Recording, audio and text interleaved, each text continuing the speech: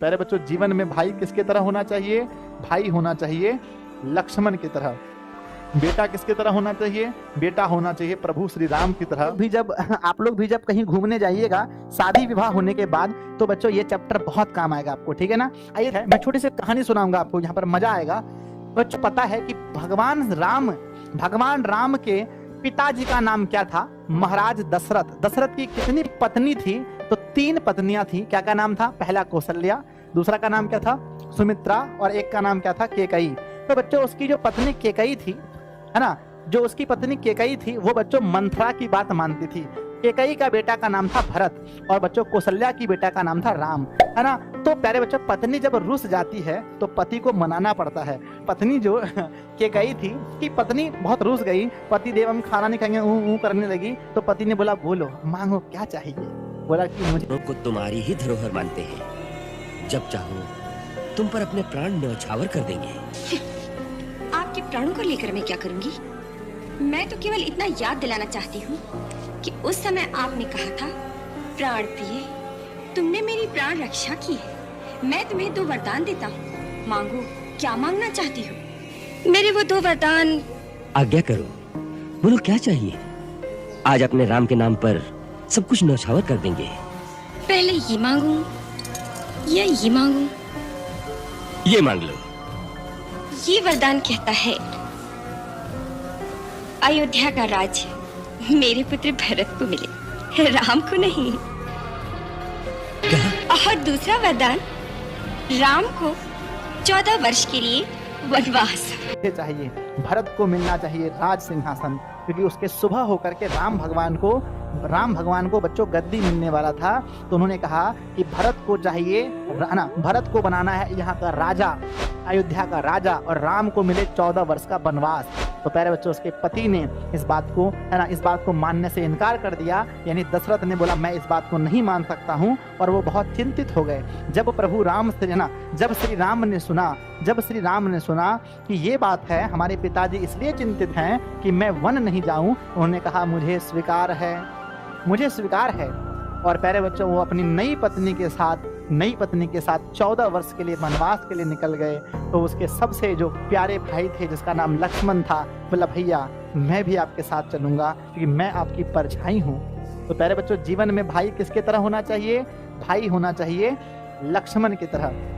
बेटा किसके तरह होना चाहिए? बेटा होना चाहिए प्रभु श्री राम की तरह, जो अपने पिता के वचन को सिर्फ सिद्ध करने के लिए वो कहाँ चले गए? अपनी पत्नी को लेकर वनवास चले गए। और बच्चों कहते हैं कि जब प्रभु श्री राम प्यारे बच्चों वनवास में गए, तो सीता का हरण हुआ। उन्हें हनुमान जैसे सबसे परम भक्त, है ना, सबसे परम भक्त मिले। उन्हें सुग्रीव के जैसा क्या मिला? दोस्त मिला। तो प्यारे बच्चों कहते हैं, ध्यान दीजिएगा, तो बच्चों लास्ट में जब प्रभु श्री राम रावण को मार करके जब वापस आए अयोध्या, तो उन्होंने सबसे पहले किस माँ को प्रणाम किया? बताओ, सबसे पहले प्रभु श्री राम ने किस माँ को प्रणाम किया? कमेंट बॉक्स में जल्दी लिखेंगे। सबसे पहले प्रभु श्री राम ने किस माँ को प्रणाम किया? ये मैं आप लोगों से सुनना चाहता हूँ। कहते हैं गुरुजी, जब वो वापस आए तो सबसे पहले केकई माता को जाकर प्रणाम किया। अब आप सोचेंगे गुरुदेव, केकई माता तो उन्हें वनवास भेजी थी, फिर केकई माता को उन्होंने प्रणाम क्यों किया? तो प्यारे बच्चों, क्योंकि प्रणाम करते हुए केकई को राम ने कहा, हे माते, अगर आप मुझे वनवास नहीं भेजते तो मुझे लक्ष्मण के ऐसा भक्त नहीं मिलता। आप मुझे वनवास नहीं भेजते तो मुझे बाली के ऐसा दोस्त नहीं मिलता। आप मुझे वनवास नहीं भेजते तो मैं रावण के ऐसे, है ना, रावण जो दुनिया का सबसे शक्तिशाली है, उसको मारता नहीं, और मेरा नाम पूरे जगत में नहीं होता। तो प्यारे बच्चों, जब जीवन में दुख आए, जब जीवन में तकलीफें आए, तो डरना मत। और जो लोग आपको प्यारे बच्चों जीवन में दुख दे रहे हैं, जो लोग तुम्हें बच्चों अभी नीचा दिखा रहे हैं कि तुम गरीब हो, तुम कुछ नहीं करते, तुम्हारे पापा ये हैं वो हैं, तो उन लोगों को धन्यवाद कहिए, क्योंकि वही लोग हैं जो जीवन में आपको आगे बढ़ने के लिए प्रेरित करते हैं। वही लोग हैं जो आपको जीवन में आगे बढ़ने के लिए प्यारे बच्चों उत्साह देते हैं।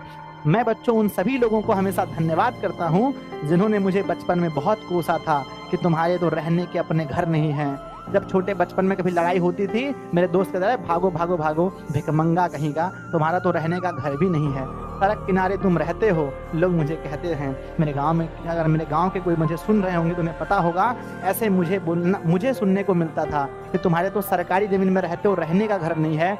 आज प्यारे बच्चों, उन्हें भी दिखाने को मन करता है कभी कि हमारा भी एक साम्राज्य है बच्चों। क्या है? हमारा भी एक साम्राज्य है। और बच्चों कुछ दिनों की बात है ना, फिर से खामोशी छाएगी। और प्यारे बच्चों, फिर से खामोशी छाएगी, बगल में मेले लगेंगे और बच्चों पड़ोसी तेरे घर के आगे हम डीजे बजाएंगे। क्या बजाएंगे? डीजे बजाएंगे। ठीक है ना? तो बच्चों याद रखना, जिंदगी में याद रखना, अगर तुम्हें कोई दुख देता है तो तुम्हें आगे बढ़ना है।